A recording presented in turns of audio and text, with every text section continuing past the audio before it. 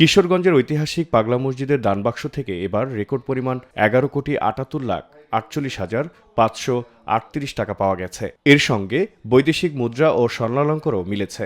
২৭ December শনিবার সকাল থেকে সন্ধ্যা পর্যন্ত প্রায় 10.5 ঘণ্টা ধরে 500 সদস্যের একটি দল টাকা গণনার কাজ সম্পন্ন করেন।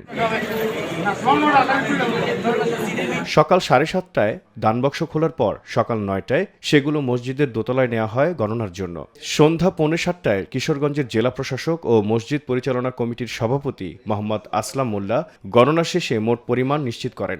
মসজিদ ইসলামিক কমপ্লেক্স হারোয়া কিশোরগঞ্জের 13টি স্থায়ী সিন্দুক এবং 3টি অস্থায়ী ট্রাঙ্ক রয়েছে। মোট 13টি এই 13টি সিন্দুক এবং ট্রাঙ্ক খোলা হয়। সর্বশেষ আমরা এটি খুলেছিলাম 30 আগস্ট 2025 তারিখে। এবার 3 মাস 27 দিন পরে আমরা খুলতে যাচ্ছি।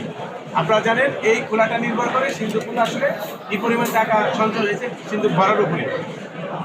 আমরা 30 আগস্ট 2025 তারিখে খুলেছিলাম, তখন টাকার পরিমাণ ছিল 12,09,37,220 টাকা, যা গণনা শেষে রূপালী ব্যাংক মসজিদের অ্যাকাউন্টে জমা করা হয় এবং প্রাপ্ত স্বর্ণ সহ অন্যান্য দ্রব্য এবং ডলারগুলো জেলা প্রশাসনের ট্রেজারিতে জমা রাখা হয়। এগুলো ট্রেজারিতে জমা আছে।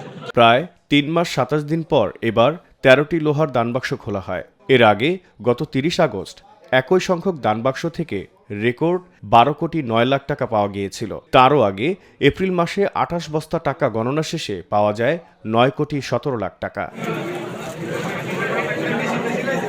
টাকা গণনায় অংশ নেন জেলা প্রশাসন, পুলিশ, রূপালী ব্যাংকের কর্মকর্তা, মসজিদ কমিটির সদস্য, জামিয়া ইমদাদিয়া মাদ্রাসা ও নুরুল কুরআন হাফিজিয়া মাদ্রাসার 340 জন ছাত্রসহ মোট 500 জন। মসজিদ পরিচালনা কমিটি জানিয়েছে, আন্তর্জাতিক মানের একটি দৃষ্টিনন্দন ইসলামিক কমপ্লেক্স নির্মাণের পরিকল্পনা নেওয়া হয়েছে, যার প্রাথমিক ব্যয় ধরা হয়েছে 115 কোটি টাকা। এতে একসঙ্গে 30,000 মুসল্লি নামাজ আদায় করতে পারবেন। আপনারা জানেন আমাদের 3 একর জমির উপরে পাগলা মসজিদ কমপ্লেক্স ও ইসলামিক রিসার্চ সেন্টার হবে। এটা আমরা সিদ্ধান্ত নিয়েছি। তো এখানে 3 একর জমির উপরে হবে এবং এটার নকশা প্রণয়নের কাজ দেওয়া হয়েছে, বুয়েট কর্তৃপক্ষকে দেওয়া হয়েছিল। তারা পছন্দ করে দিয়েছেন রুয়েটকে, Rajshahi university of engineering and টেকনোলজিকে। তো তারা কাজ করছেন এবং তারা আমাদের সাথে প্রতিনিয়ত যোগাযোগ করছেন।